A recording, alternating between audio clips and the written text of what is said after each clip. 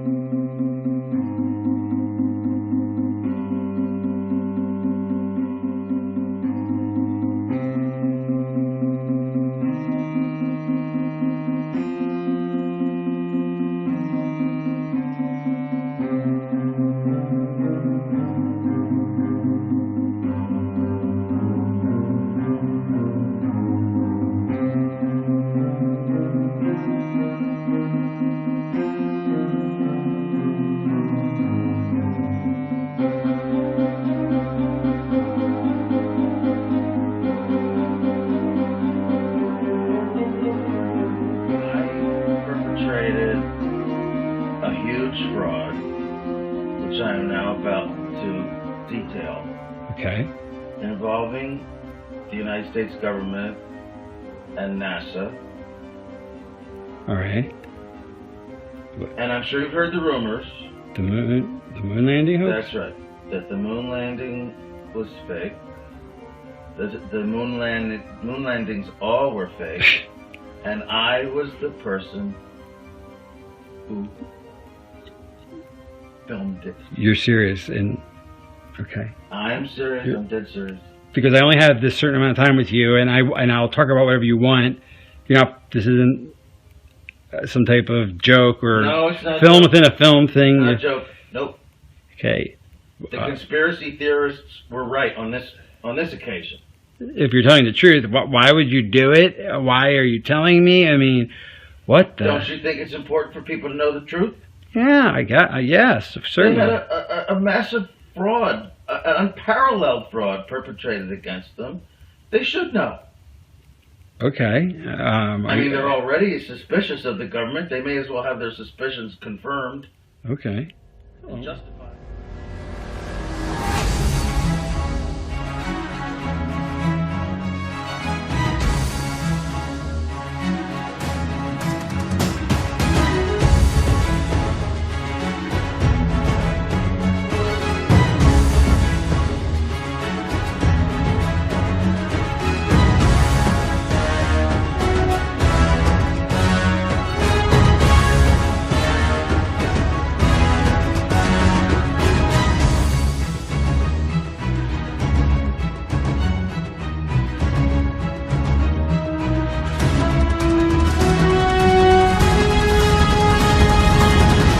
Makes you think what your scientists are writing is any more truer than my sayings? Because there are volumes of proven data, numbers, figures. Have you poured through the data yourself? The numbers, the figures? Well, no. No. Oh, interesting. So let me get this straight, Mr. Reynolds. You get your information from a book written by men you've never met. And you take their words as truth, based on a willingness to believe, a desire to accept, a leap of, dare I say it, faith? The edge of the atmosphere, the stars reveal themselves just as they would at night. If you're there in the daytime in the moon, you see a full night sky of stars, even with the sun in the sky as well. The sky is a deep black when viewed from the moon, as it is when viewed from cislunar space, the space between the Earth and the moon. This is from Mark Cameron. Whilst in space, have you ever looked away from Earth into the black void? Yeah. All because the you time. can see. Yeah.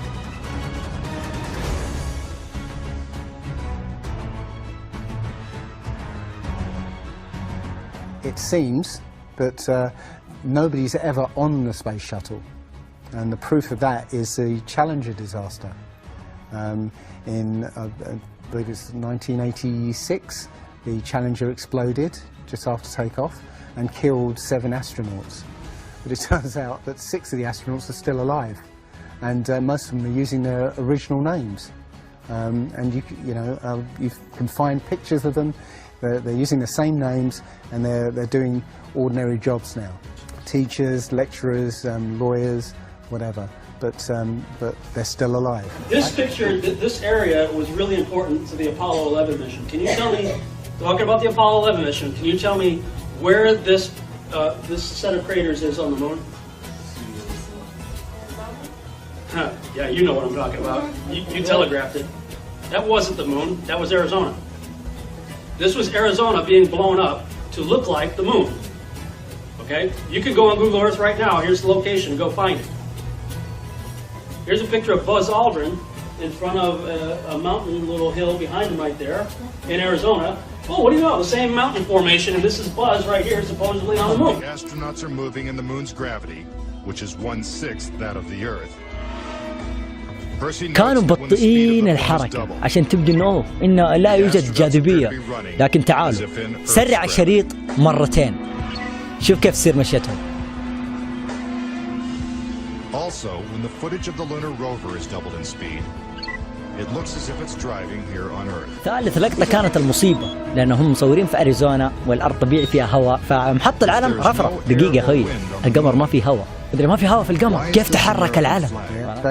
They made it, they filmed it so that it would be entertaining for the masses. Yeah? And they're still working with NASA. I absolutely believe that Stanley Kubrick, filmed the moon landing. He left a few clues just to say, so that like Michelangelo. Yeah, so that we eventually would know that this was his work. Yeah, I did this. It's a joke. It was meant to fool people in 1960s. So you got like clear footprints, but yet you don't have an impression where the pads of the lunar lander were, or a blast crater where the engines were blasting downwards. And also, the camera followed the capsule straight up, right? And it followed it very precisely. Right, and it stopped when it started to pitch over. Right now, NASA says, "Oh, we did it remotely." Well, there was a 2 or 3 second delay between sending signals and the camera starting to respond, and then another couple of seconds for them to see what's happened. It's an official NASA photo of the first Apollo 11 lunar module landing on the moon. I mean, it's right there. This is proof, man. It's the picture's right there. It's landing on the moon. But the only problem I have with this picture is that it's taken from the moon. So it's next to impossible to get that sort of accuracy with that kind of and it's only done once. I mean, they can't sort of keep doing it over and get it right. They do it once and they got it right the first time. I don't know what the big deal was with being the first guy on the moon. It seems the camera crew was already there. The fucking tripod. So no, it's either they left an astronaut on the moon to film them, or it was fake. It was fake. It was absolutely fake.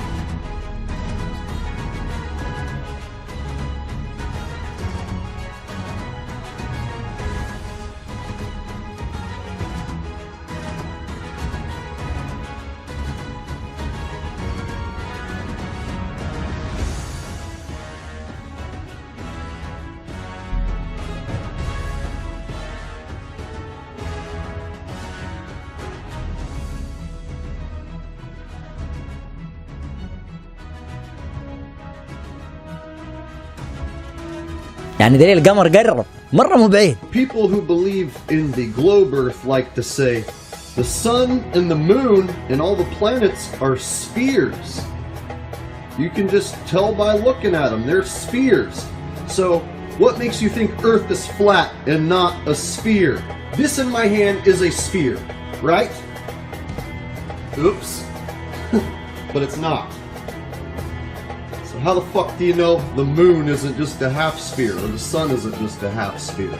How do you know when you're looking at the sun, it isn't that on the other side? You don't! 2015, I took pictures of the eclipse of the moon. I set up my 5-inch telescope using a 17mm eyepiece and took these snapshots. You will notice in the pictures, stars show through the dark portions of the moon. And as I go through them, I'll blow them up a little larger so you can see these stars. I'll point to one. There's a blue star here, a white star, and as I see these pictures, I see that there's stars shining through like they had predicted.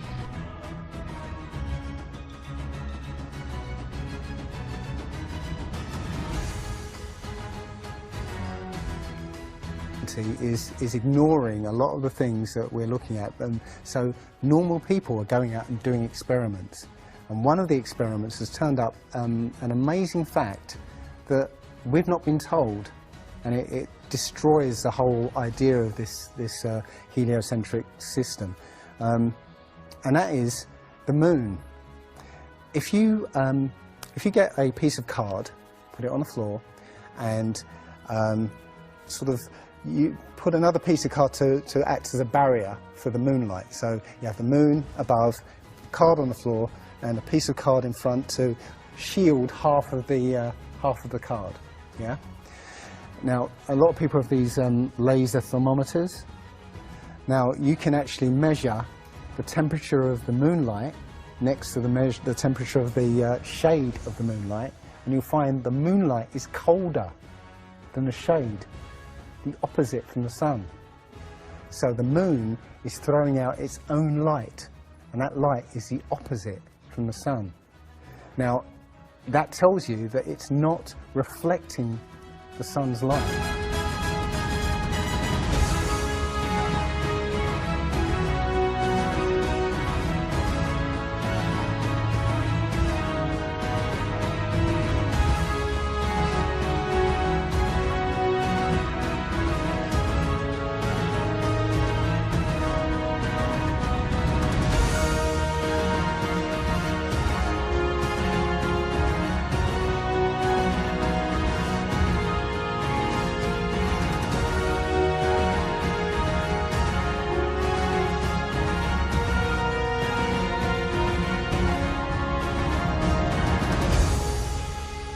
Well, the thing about the sun is that we're told it's 93 million miles away. It's not. It's actually something around 3,000 miles away and about 34 miles across. That might sound really crazy, but if you look at look out on a day that's got broken cloud, you'll see that the sun rays will come out at an angle. Most people have seen this. The rays come down in angles. If the sun was 93 million miles away, then all the light will be coming parallel. So if you imagine, there's no way to show 93 million miles, but something way over there, all the light that reaches this globe will be parallel. There's no way that light can come that far and spread out like that. Now if you follow those light rays, you'll see exactly where the sun is. And as I said, it works out to be about 3,100 miles.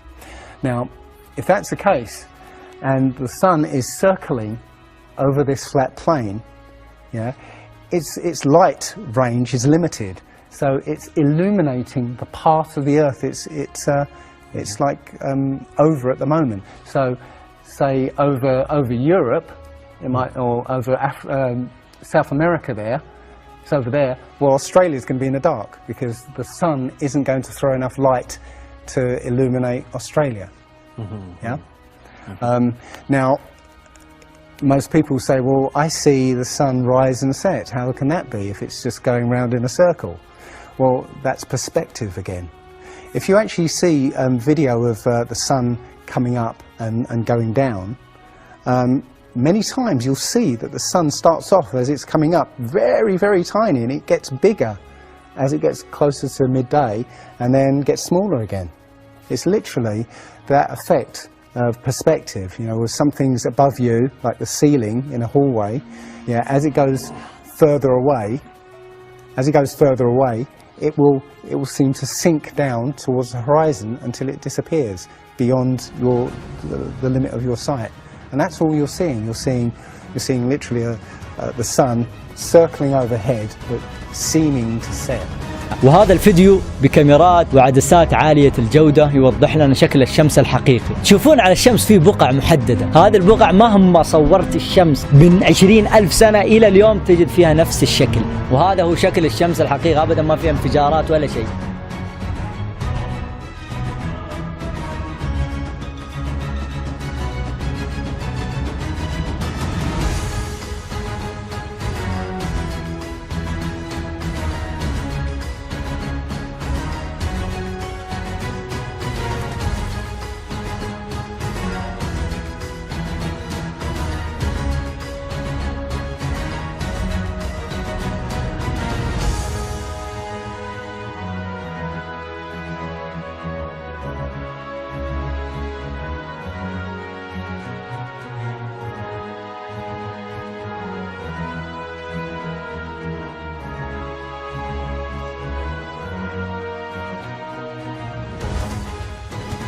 تيجي يا خوي تسمع لي من كتاب ناسا، تقول لي هذا العلم، هذا ليس العلم، هذا الكذب الذي أنت لقنته، الذي أنت لم تسعى ولم تبذل مجهود حتى في إثبات حقيقة. جيب تلسكوب انظر في غروب الشمس، ما حندس عليك شيء، روح بحر زون وطالع في الشمس وهي تبتعد.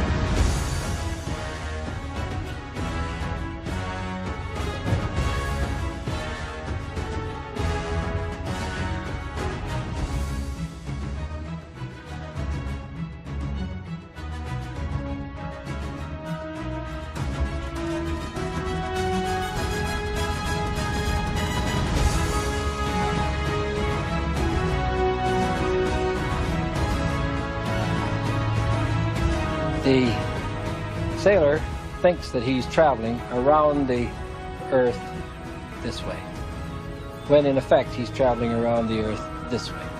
And he's creating a circle. He's moving in a continuous direction around. He goes through the various parts of the circle, and he comes back where he started from, so around this way. Does running around your neighborhood prove that the neighborhood is round? Say thanks for the smooth flight. Right. I did have one question. Is there like a specific angle of downward tilt you have to fly at? 3 degrees.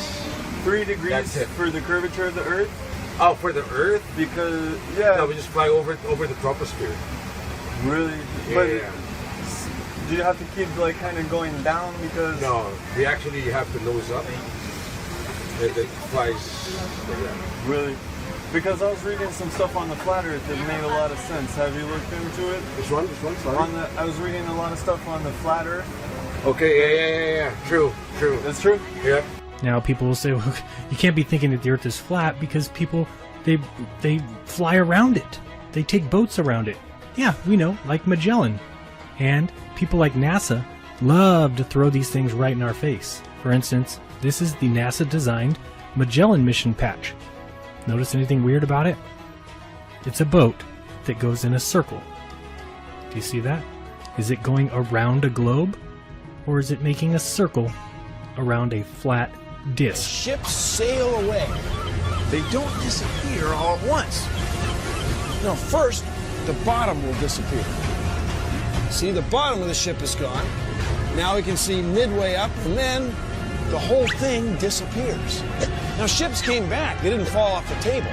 So people realized that the world is curved. I mean, it's a big curve, but it's curved. Boats don't disappear over the curvature of the horizon. Boats disappear due to perspective. All you have to do is go to the beach, watch a boat disappear from your eye, and then whip out your telescope, your binoculars, or your high-powered zoom on your camera, and you can pull the entire boat right back into view. Whole mass and all. Yeah, that's right. You think the boat disappeared? Just whip out your telescope, your binoculars, or your zoom camera. You bring the entire boat back into view, completely debunking everything Coy just told you. We don't have time for a meeting of the Flat Earth Society. You went up on top of your house and saw the curvature. You went on a plane and saw the curvature. No, you didn't. There is no curvature.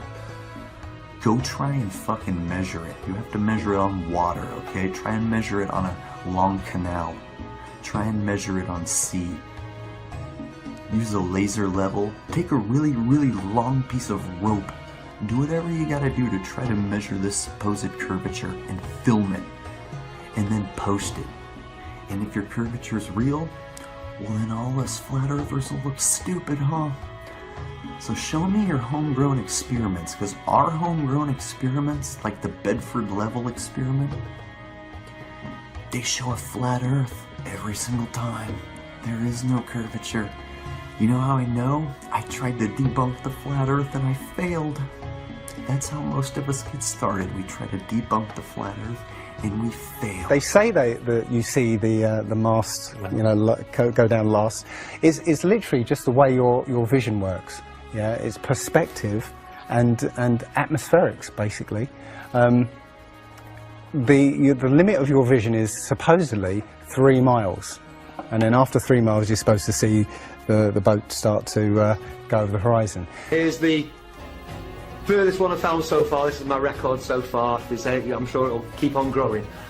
This is the reunion island from the Isle of Mauritius. It's 149 miles away. It's a long, long, long way away. Once again, we can see the peak, but we can also see most of the West End. This is quite clearly a very, very good observational day. Very clear, very calm.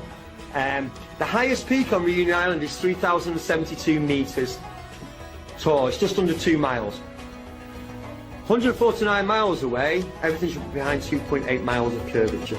Should have curved way, way away. And again, it's not just the tops we can see much more, we can see a lot more. It's funny that Neil deGrasse Tyson again says that, explains that you can't see the curvature of the Earth from a plane. He says this, you can't see the curvature of the Earth from a plane because you're not high enough. The Earth is so big that you can't get high enough to see the curvature. Yet, you can apparently see a boat go over the curvature over the distance of 3 miles. Which doesn't make sense. يقول لك إذا الأرض مسطحة في حافة هنا، يا خويي ما في حافة، الأرض مسطحة ممتدة، يعني قاراتنا وبحارنا موجودة هنا، حولنا حافة جليدية كبيرة جدا. Nothing flies over the South Pole, because again on a flat map, the South Pole, the continent of Antarctica, is the ring around the Earth. So you know you can't fly over the ring and get anywhere. That's why we're not allowed to go there. واللي يقول لك في حافة للعالم هذا كذاب، ما في أي حافة، ولم يثبت أحد إنه أصلا في حافة. والسماوات والأرض كبيرة جدا، وبدليل ذلك أن الله سبحانه وتعالى قال جنة عرضها السماوات والأرض. فعلا الأرض عريضة والسماء عريضة. I mean, think about it. It's the only treaty that's you know all these countries have signed and never broken and completely agreed on. It's the only one. And you know what treaty is there that everybody's agreed on? We're being kept away from it for a reason. You know, they have some scientific bases there, yeah, and literally it's controlled by the military. If you try and go there by yourself, you will be sort of picked up and escorted back. There was a guy called Jarls Anderhoy who tried to take a mission to the Antarctica, and he was picked up and taken back by the military. It's a good reason because they don't want you finding out what's beyond. Admiral Byrd actually did four expeditions, and most of them were military expeditions with huge military groups. You know, thousands of people, you know, planes, boats, the works. And yes, he confirms in an interview that he discovered a continent as big as the continental United States out there. That was with warm water lakes and mountains and everything. That was completely uninhabited. And he described it as the other side of the South Pole to Middle America. So on the globe, that means it would be somewhere in the Indian Ocean. There's a huge continent that nobody knows about. So yeah, there's more going on than meets the eye. The other thing is, after Admiral Byrd came back after his last expedition, Antarctica was sealed off. مثل رحلة كابتن كوك وجيمس كلارك روس الذين أرادوا الدوران على الأنتاركتيكا، والتي هي تبلغ حسب الخرائط الحديثة وجوجل إيرث والمواقع الرسمية 12,000 ميل، والرحلة ستستغرق مدة زمنية قصيرة. لكن الغريب هو ما تم تدوينه في رحلتهم التي استغرقت 3 سنوات على ما أعتقد، أو 4 سنوات، وبطول ما بين 50,000 أو 60,000 ميل.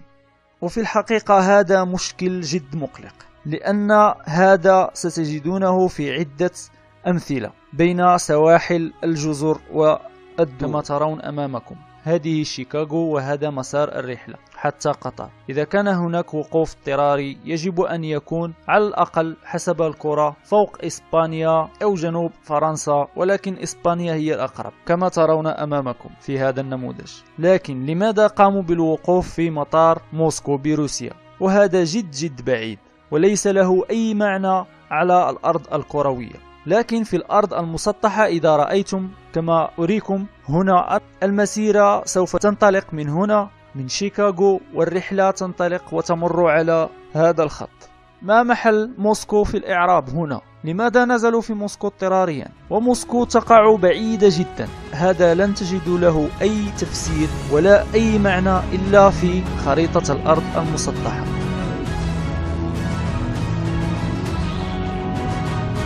How do you brainwash? Well, you repeat it. You repeat the same thing over and over again. You know if somebody's resisting the concept? If you keep fucking repeating it, after 6 times, they'll incorporate it in their brain. They may not agree with it, but repeat it another 1,000 times, they'll start saying it. This technical difficulty was planned, and think I'm scamming you, go do it for yourself.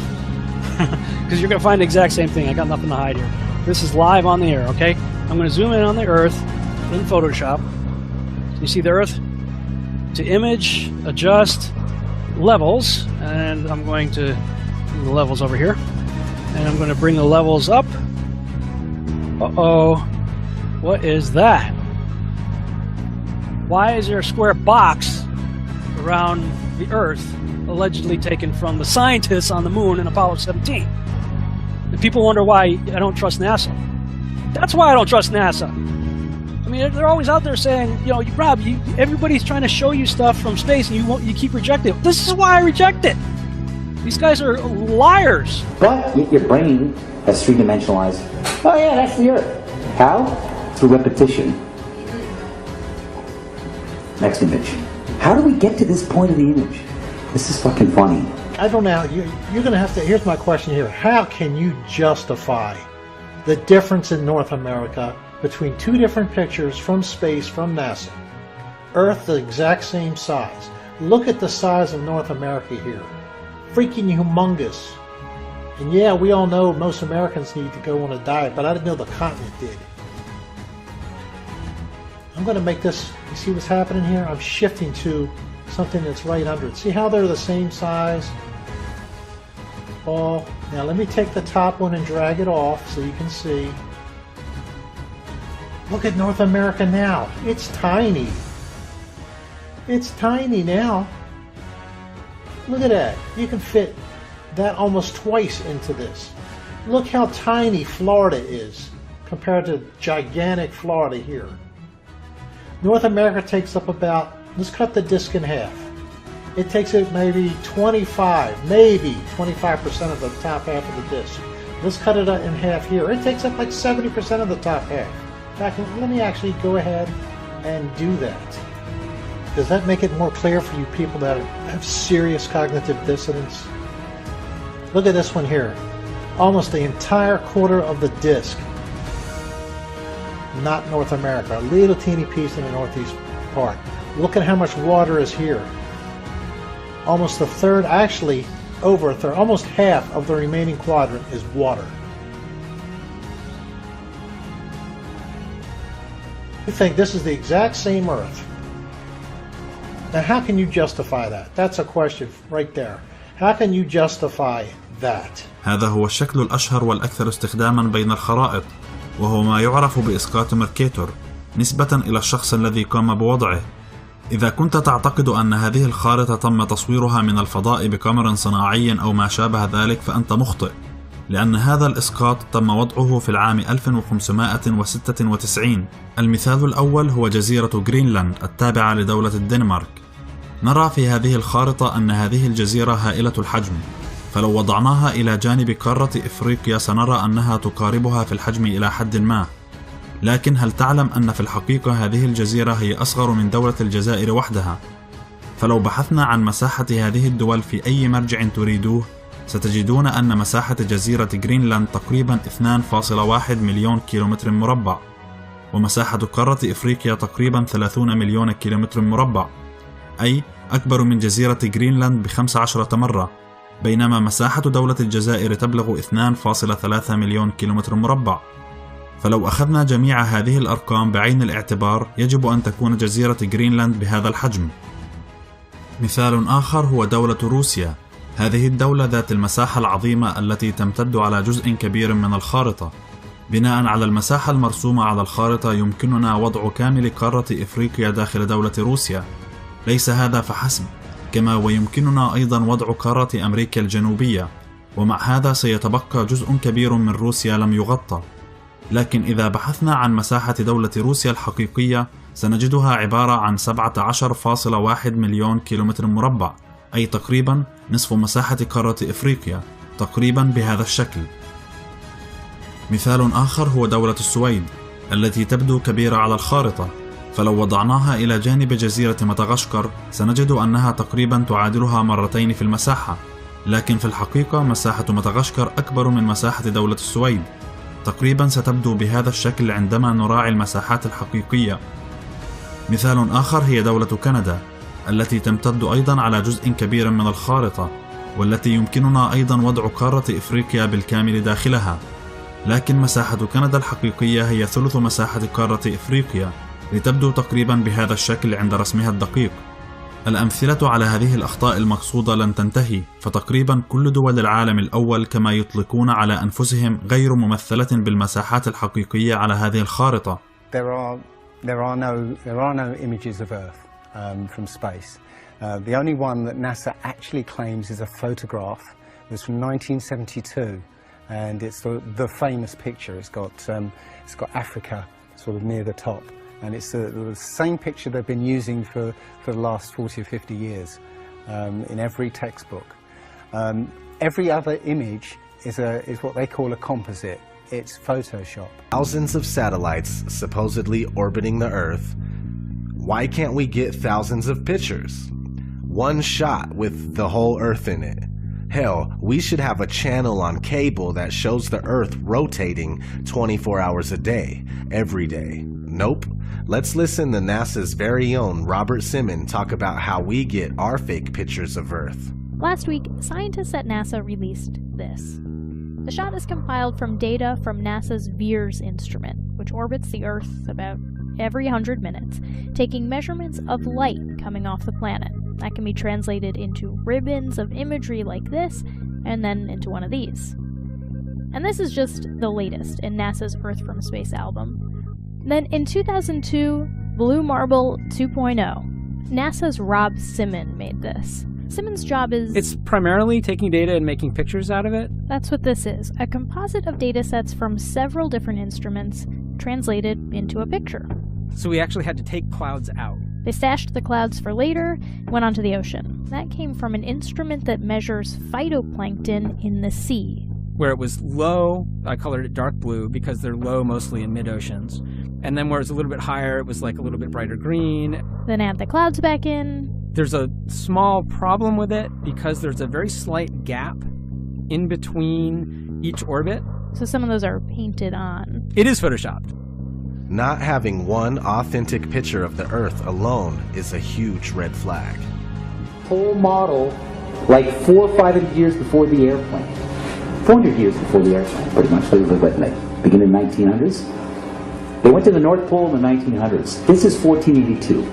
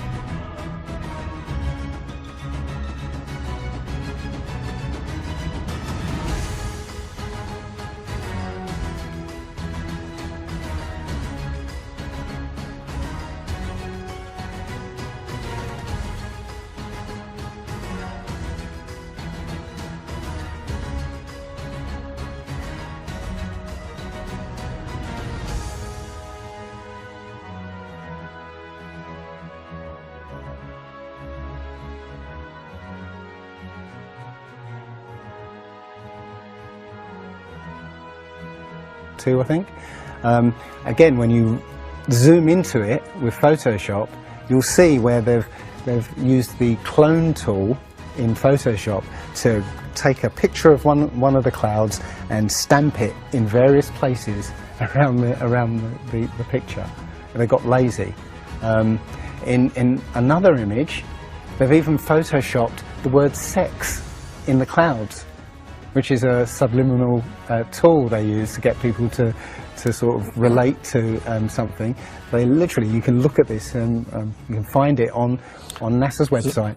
In a video I'm working on at the moment, I've got a video from what they call the Galileo space probe. As it left Earth, it took a series of shots of Earth, apparently, and you see that over the course of 25 hours, the clouds never move. Okay. Now I happened to find some pictures of satellite pictures of Earth, and I noticed that in these separately taken satellite shots, the clouds were exactly the same as the ones in this Galileo shot. So it's a cloud map. It would be very simple indeed to just silence everybody and put an end to this topic once and for all, turn the Hubble round and show us Earth in real time, zooming in onto a place so that we can see what's happening at that place, and we know that there is something up there looking down on us from space. But they will not do it. They can't do it. It doesn't exist. It literally doesn't exist.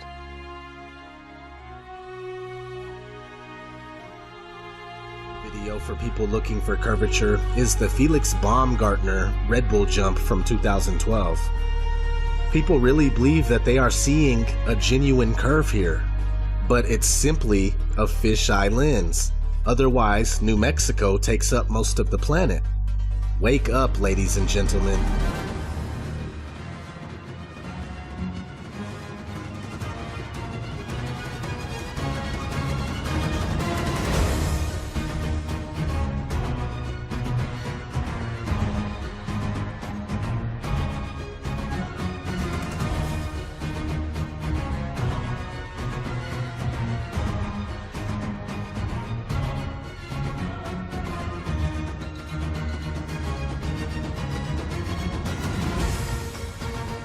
In fact, all action cameras come standard with these lenses.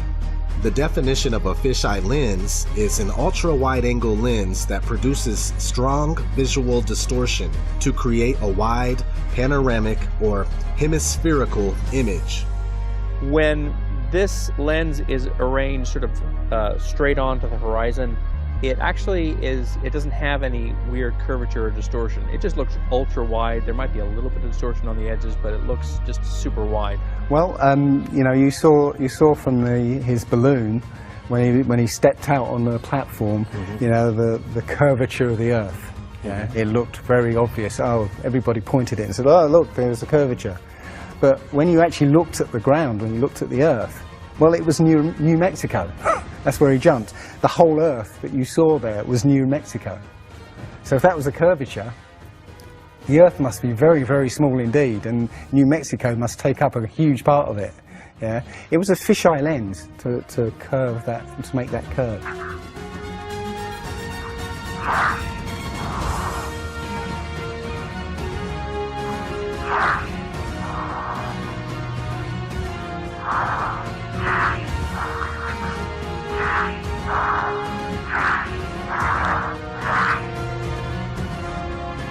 Here's a video from a balloon that was launched by a high school in South Carolina. Doesn't that seem like a bit much to you? Because at 120,000 plus feet, there is no curvature when you use a normal lens that's not distorted whatsoever. العلم الحقيقي والمقصود بالعلم اللي أنا أقوله هو التجارب العلمية، الشيء اللي تقول فك كاميرتك وشوف، فك تلسكوبك وشوف، ما هو العلم اللي احفظ هذا هذا التعريف، هذا مو علم، هذا اسمه بلاهة زايدة، أنا ماني محتاج أحفظ تعاريفك هي غلط.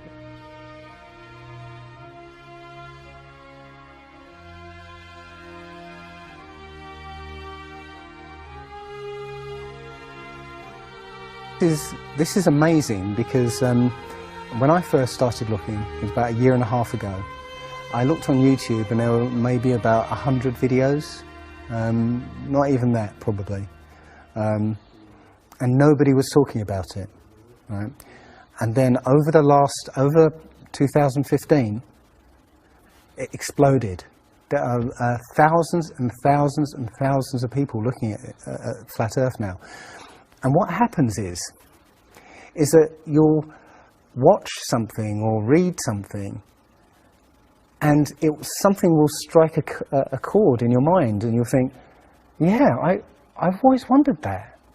And what will happen is you will start feverishly researching. I mean, what happened to me was as soon as I got that, I spent every waking hour looking for things and testing things, and this seems to be replicated with thousands of people around the world who suddenly come into this. They start, researching and getting a passion for this, because this is what I think, it's the truth, and we recognise the truth when we hear it.